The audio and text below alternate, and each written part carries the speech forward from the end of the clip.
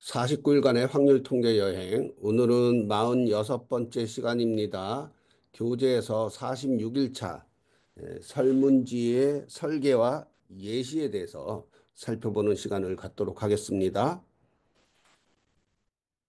통계 분석에 있어서 가장 선행되어야 할 일은 데이터를 수집을 하는 겁니다. 데이터 수집이 가장 먼저 이루어져야 하겠죠. 자, 이 데이터 수집 같은 경우는요, 이 통계 분석 목적에 따라서 재무자료 데이터나 품질 데이터 등을 사용하게 됩니다. 또한 이 설문조사 기법을 사용하게 되는 경우도 있는데요.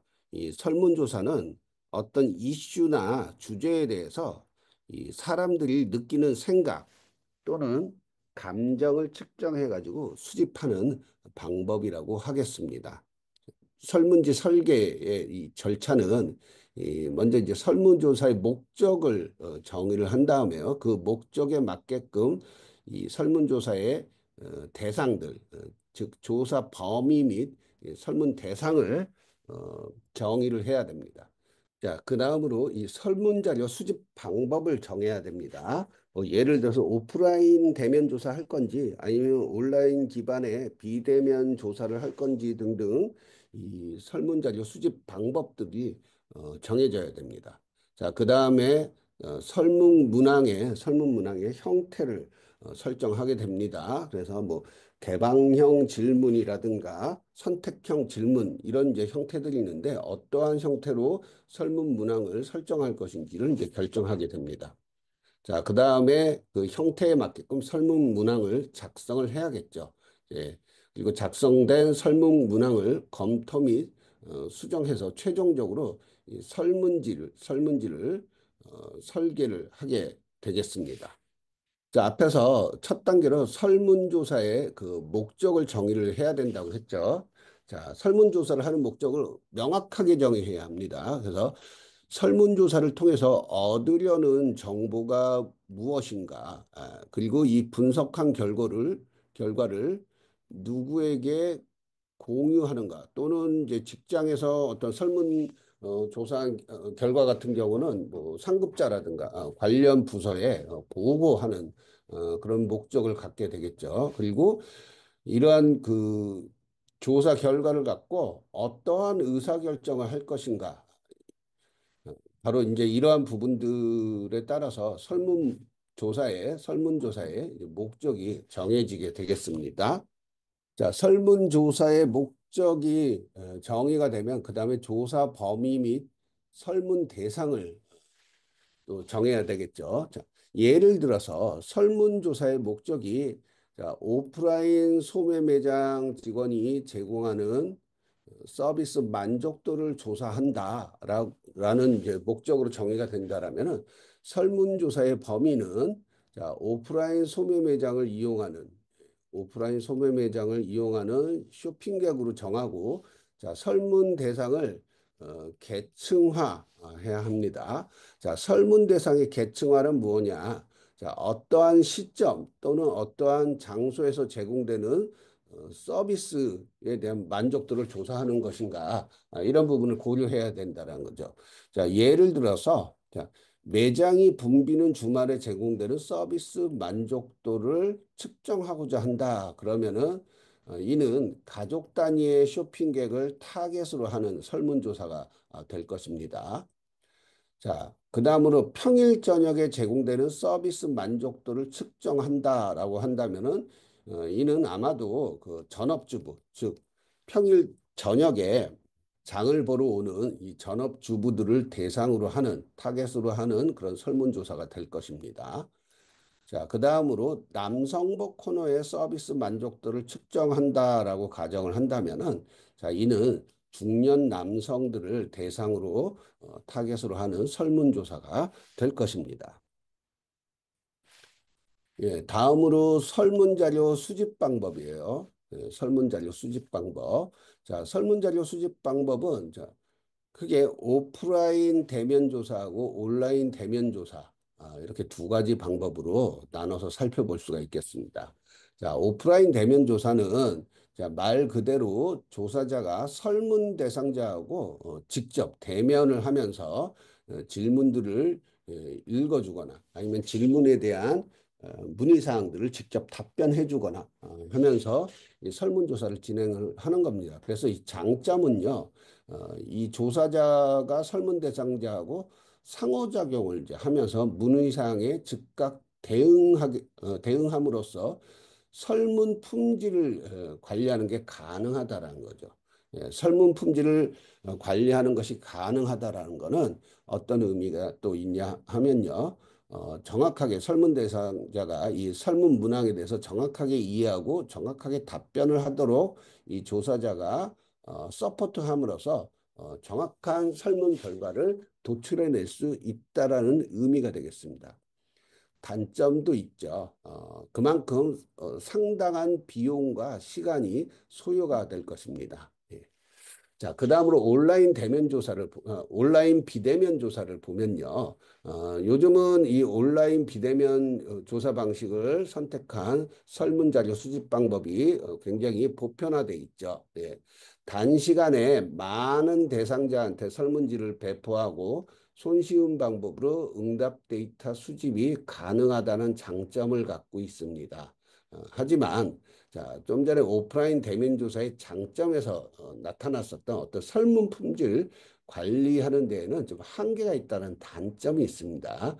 아무래도 비대면으로 조사하다 보니까 응답자가 설문 문항에 대한 질문이나 이런 부분들을 직접적으로 할 수가 없다 보니 설문 문항에 대해서 다소 오독한다든가 오해한다든가 잘못 이해하는 그런 경우들이 사실 발생을 할 수가 있다는 겁니다.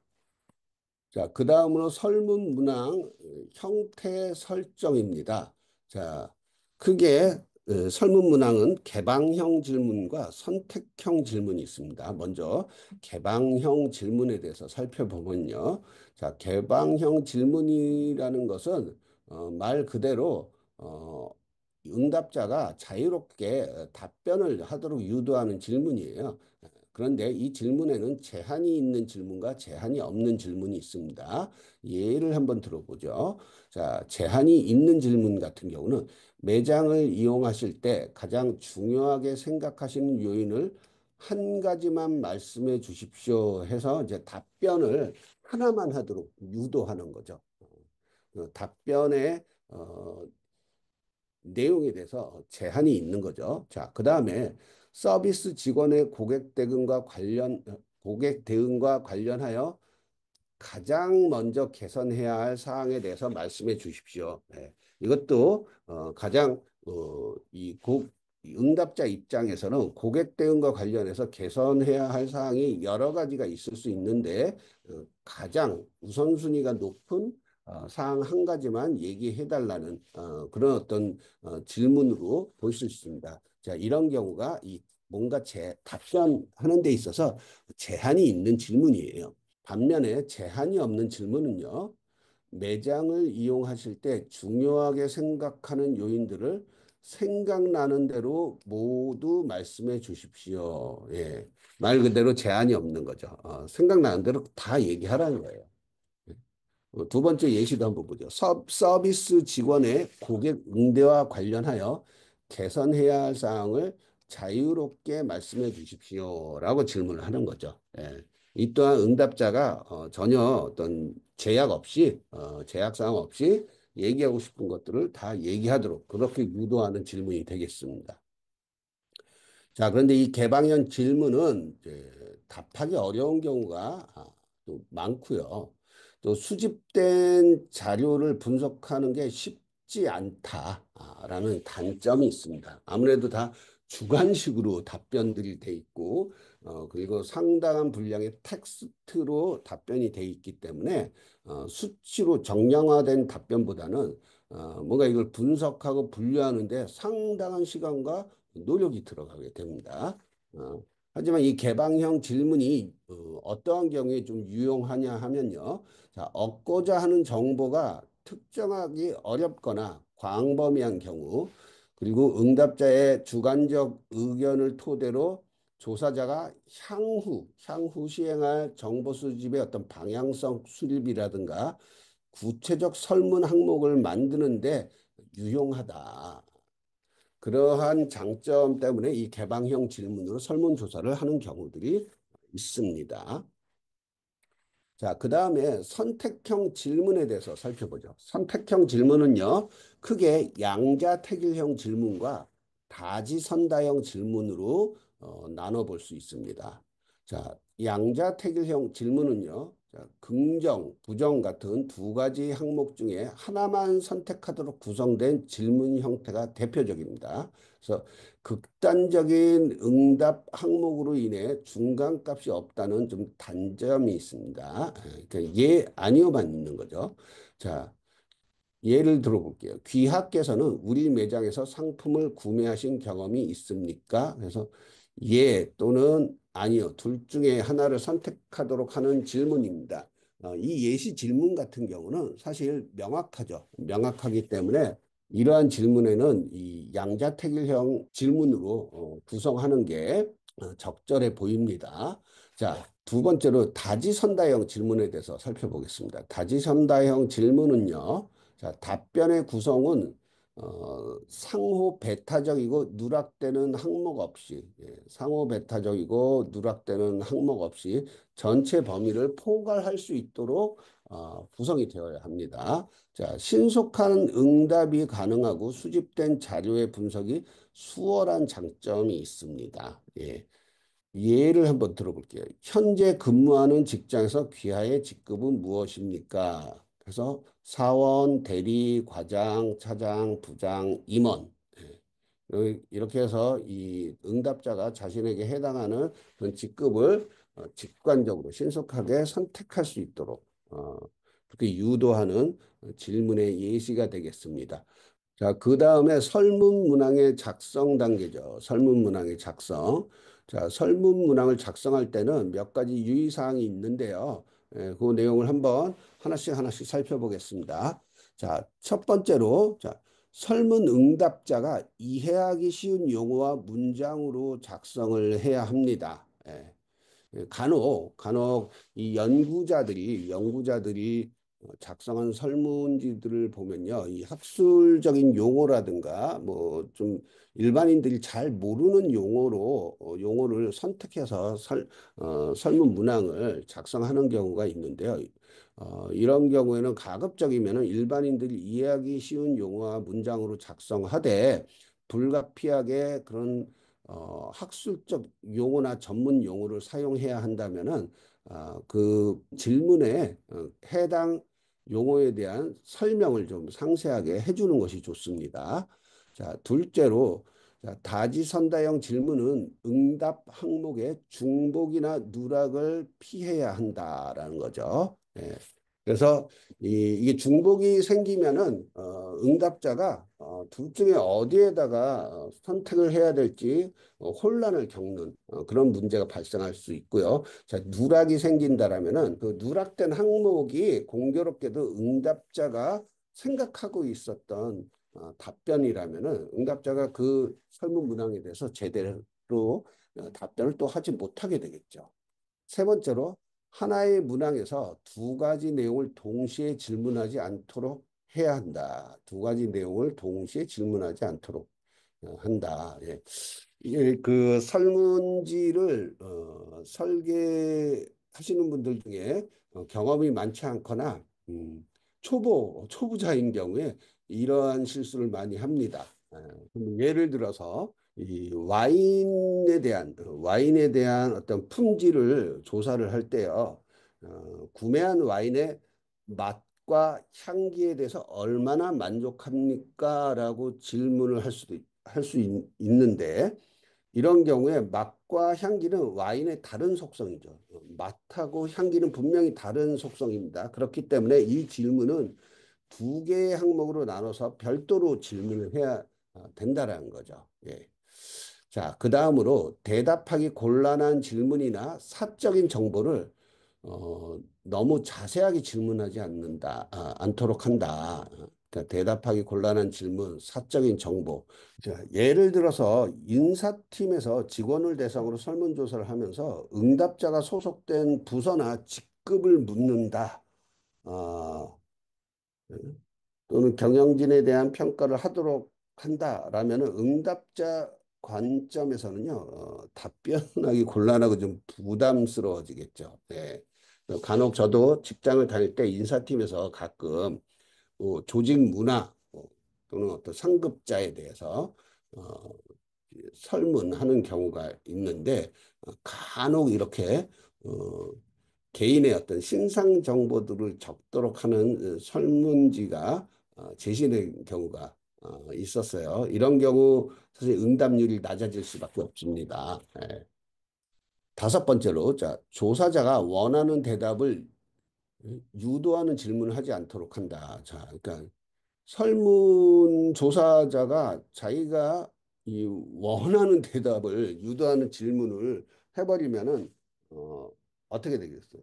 어떤 객관적인 상황에 대해서 왜곡하는 그런 조사가 되겠죠.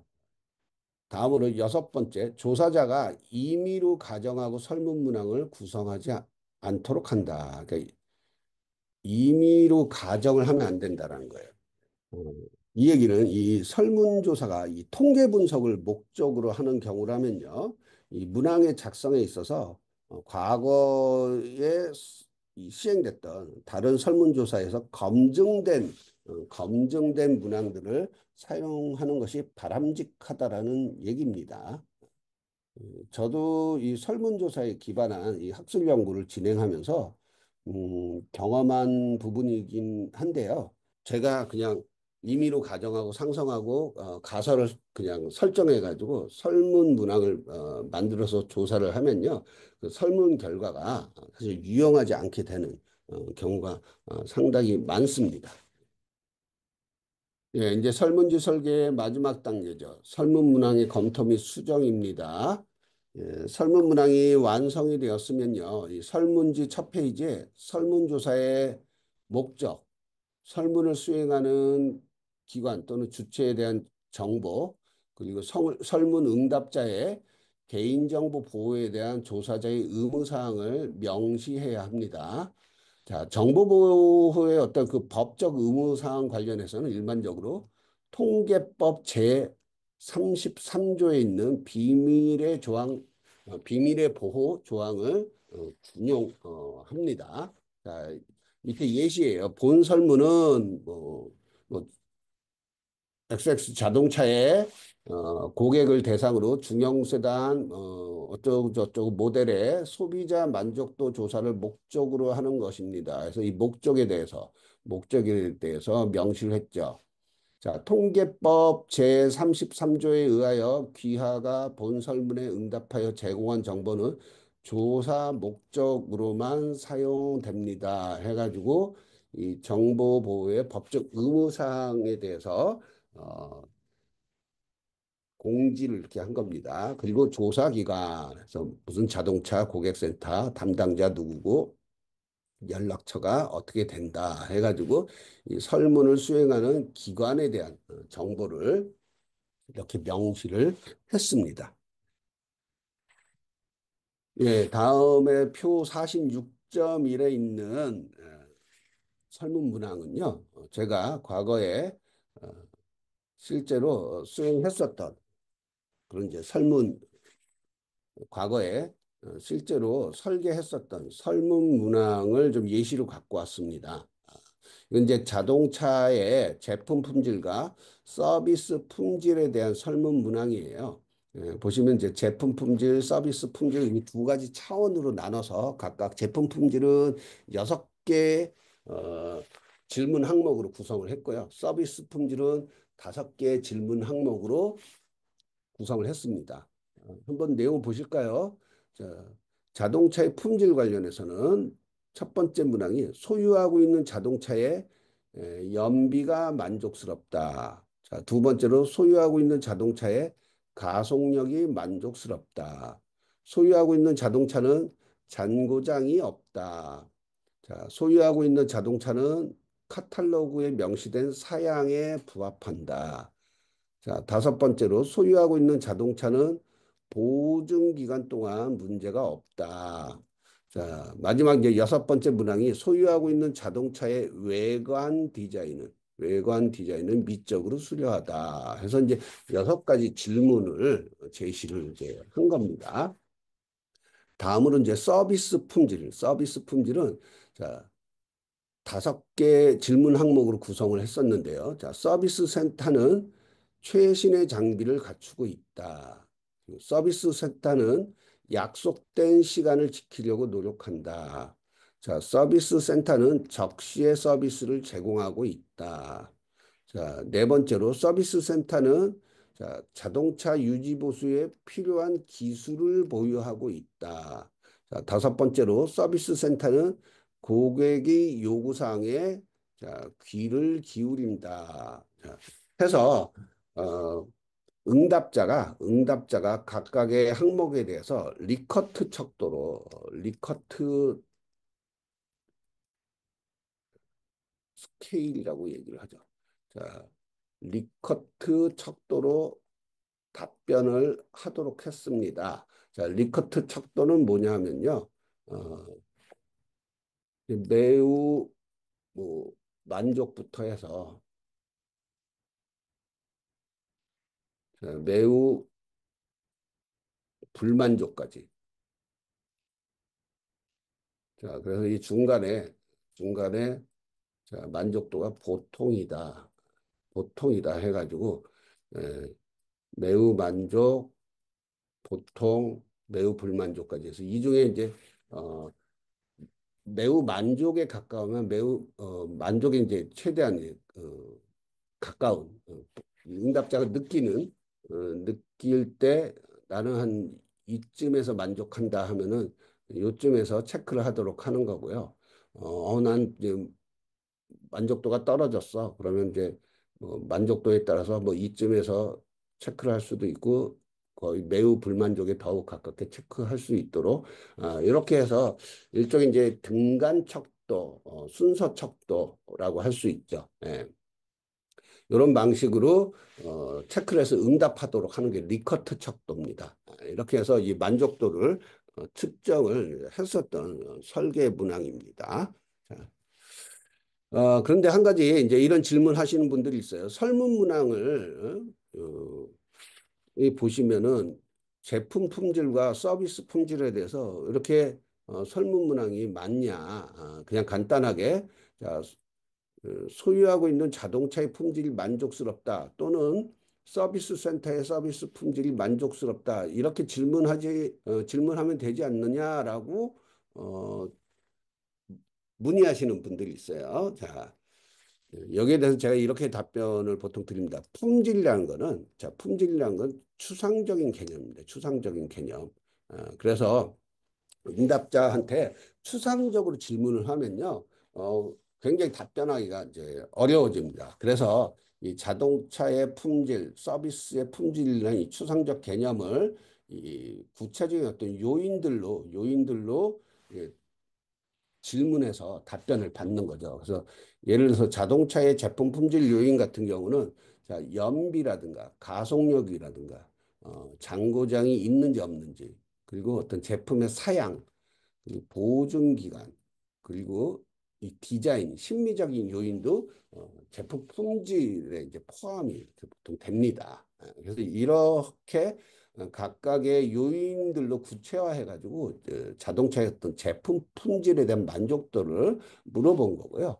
서비스 품질 같은 것도 마찬가지입니다. 그래서 이 서비스 품질 센터가 최신의 장비를 보유하고 있는지 시간 약속을 잘 지키는지 그리고 적시에 서비스를 제공하고 있는지 뭐 예를 들면 저런 거죠. 견인 서비스 요청했는데 얼마나 빠른 시간 내에 응답해 주는지 뭐 이런 게 이제 적시 서비스 같은 거겠죠. 자, 그리고 어떤 유지 보수에 대한 어떤 기술력 그리고 고객에 대해서 얼마나 배려하고 있는 요구 사항에 대한 어떤 대응 이런 부분들이 서비스 품질을 좀 구체적으로 질문한 사항이라고 보시면 되겠어요. 그리고 앞에서 제가 그런 얘기 했죠. 어, 여기. 조사자가 임의로 가정하고 설문 문항을 구성하지 않도록 해야 한다라고 이제 말씀드렸잖아요. 그래서 제가 요 항목들은 제가 임의적으로 이 질문들을 만든 게 아니라 과거에 자동 뭐 이제 제품 품질 하면은 가빈이란 분이 이제 어 1987년도에 하버드 비즈니스 리뷰라는 학술지에 이제 발표했었던 논문이 있어요. 그 Competing on the Eight Dimensions of Quality, 그러니까 품질에 대한 여덟 가지 차원이라는 그런 이제 논문을 발표를 했었는데요. 거기에 이제 품질에 대한 차원들을 이런 식으로 정의를 좀 한 겁니다. 그래서 그 논문을 이제 참조해 가지고 그 개념에 맞게끔 설문 문항들을 설계를 했었던 거고요. 서비스 품질은 또 이제 파라소라만이라는 분하고 자이스멀 베리라는 이제 세 분의 연구자가 1988년도에 또 발표한 논문이 있어요. 그 서브컬 해서 서비스 퀄리티의 합성어예요. 서브컬 논문이 있습니다. 그래서 이제 multiple item scale for measuring consumer perceptions of service quality. 그러니까 서비스 퀄리티에 대해서 어떤 사용자의 소비자의 어떤 관점에서 어떤 측정을 한 그 다중 아이템으로 이제 측정을 했다. 뭐 이제 그런 논문이에요. 여기에 보시면은 서비스 품질 요인을 다섯 가지 차원으로 이렇게 구분을 해놨습니다. 그래서 이 서비스 품질 요인에 대한 이 설문 문항들도 바로 이 논문에 나와 있는 이 논문에 나와 있는 이 요인들을 서비스 품질 측정 요인들을 사용해 가지고 설문지를 설계를 했었던 겁니다. 예. 자, 이렇게 해서 오늘 46일차 설문지의 설계와 예시에 대해서 알아봤습니다. 예, 우리가 이제 기업에서 또는 산업 현장에서 고객의 니즈를 파악한다든가 아니면은 제품이나 서비스의 품질 만족도를 측정한다든가 할 때 이 설문조사 기법을 활용하는 경우가 종종 있습니다.